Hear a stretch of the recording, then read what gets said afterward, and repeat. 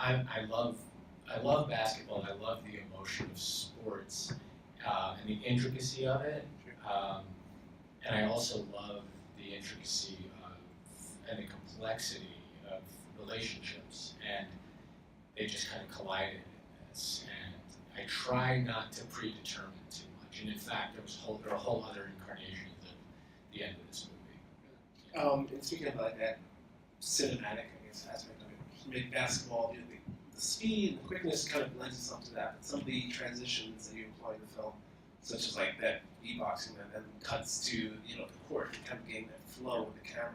Can you speak about the ways that you kind of made basketball such a cinematic piece? Maybe the sport lends itself to that. I had a great cinematographer, this guy Juan Asteros, who shot Savage Grace. He's from Madrid, and he shot a lot of basketball commercials, but we worked really hard on the specificity of the basketball and how all the plays and all the different games are really, really specific to what's going on with Anthony emotionally at the time. Like in the quarterfinals, he passes to his friend. In the semifinals, he's over-aggressive.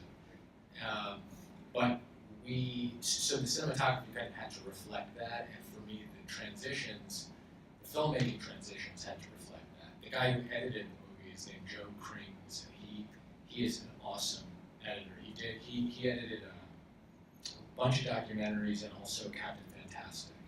And when I hired him, it was after Captain Fantastic, and it was really because of his ability to cut to reactions and understand how to tell a story by showing reactions to what was going on.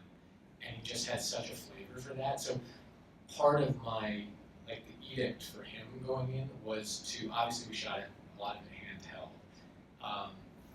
but it was to keep it jagged, to keep the transitions feeling jagged and feeling like they always had some kind of perspective. So that one in particular with the beatbox was, I didn't intend when we shot it necessarily have the beatbox go over it, but it was designed to be regular motion, very mundane, kind of light, bright in the park, into this very internal Anthony's anger building moment. And it's also a very, not just does it take place in New York, but it feels like a very New York story as well. I think there's a Chris Mullen picture, and then there's Boomer Carton kind of speaking.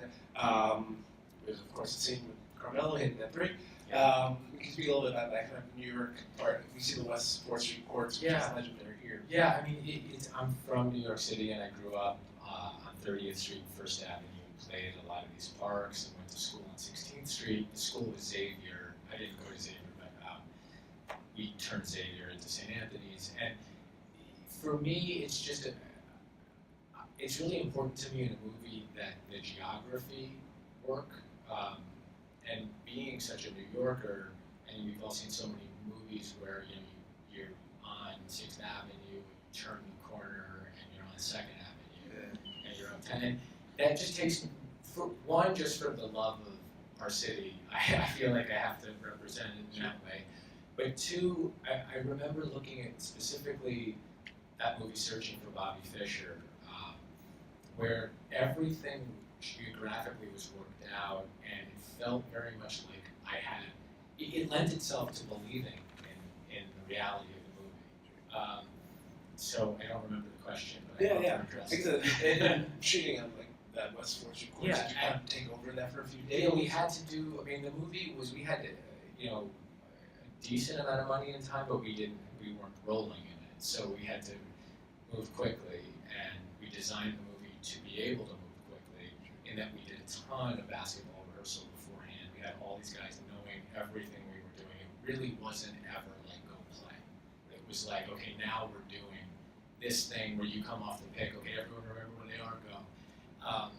And we designed it so we didn't have to we only used practical light, really. So we didn't have to wait, and we could just shoot.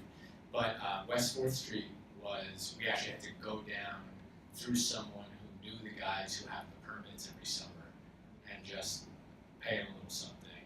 And they changed their dates for us, and we had 2 days down there. That's really they're eating the dollar pizza at the start. It's all local.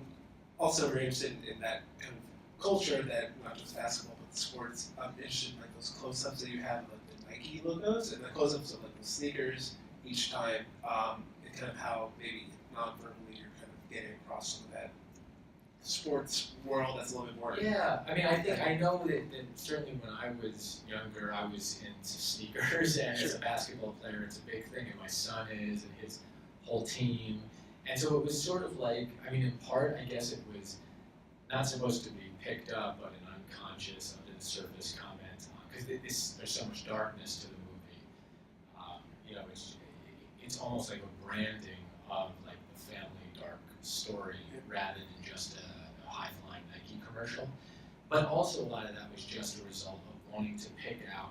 I feel like sometimes when you're under a lot of pressure, you go kind of narrow. And so it was just trying to give the audience the experience of having a narrow, very specific perspective, seeing the nervousness of his foot, or and later on you see his father's foot doing the same thing, and also those kind of inherited traits. Can you speak a little bit about working with Michael Shannon and also that character and making that his occupation, which kind of dictates a lot of how you views the world? Absolutely. I mean, well, first off, that scene, it all is probably, I had to walk a line because I wanted to work with like the Oedipus myth, and there was a lot of sort of there was a lot of metaphor in the movie, and I had to walk that line where you want to give people enough to grab onto it, and not so much that you disengage and say, "Oh, I get it, okay." But there was stuff that just was ironic that I wanted to make sure to highlight, like Michael Shannon underlying execution, and then where he arrives at the end when he's in his classroom underlining that. And we had a scene actually in a classroom where they were studying it, because that just felt like it was over the top, As far as working with Michael Shannon goes, I mean, there's really no one better to work with, because it's like especially because I had put so much of myself and my heart and soul into this and so much time, you then give it to someone who goes and like makes it better than you could have ever imagined, and doesn't want to do it any kind of precious way, just wants to look like to give you, and then be like, how was that? Any ideas? Any more? Can I do it again? So he's like a kind of mad genius in that way, the way you'd expect him to be from what you see of him. He just like internalizes that whole thing and then delivers, but he also does it in a way where he's an artist, but he also knows you're shooting a movie and you got to get going, and he's not just about himself, he wants to communicate with his fellow actors, and he hears you, but you have to know what you're doing in order to do it, because it's like, I don't know what the right metaphor is for it, but it's like using something advanced, and so you can get intimidated by it and back off, but if you engage, you get these wonderful gifts. We put the word, what I found out really is that actors lie. We put the word out there, you had to play basketball for certain parts, and everyone played basketball, according to them. And then they would come in, and being a basketball player yourself, I'm sure you understand that it's the way someone's holding the ball on the way in. You can tell they don't play basketball. Or like, there were guys who came in like wearing like a Cornell sweatshirt, and so it was.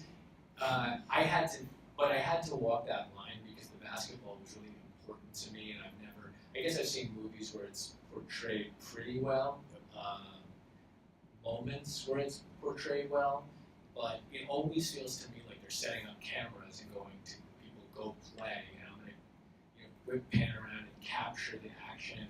When it's a good play, it's a good play, but rarely was it set up unless it was something like Hoosiers, where it was so old school that it didn't feel like this. Anyway, so what Anthony didn't play basketball coming into this, so he had to train for like 6 months, and then he got to have a nice shot, but didn't have all of that, like just that natural basketball ability. So it was very important to me to surround him with people who really played, because we just didn't have the time to be working with everyone, and that helped a lot. I mean, it was really amazing.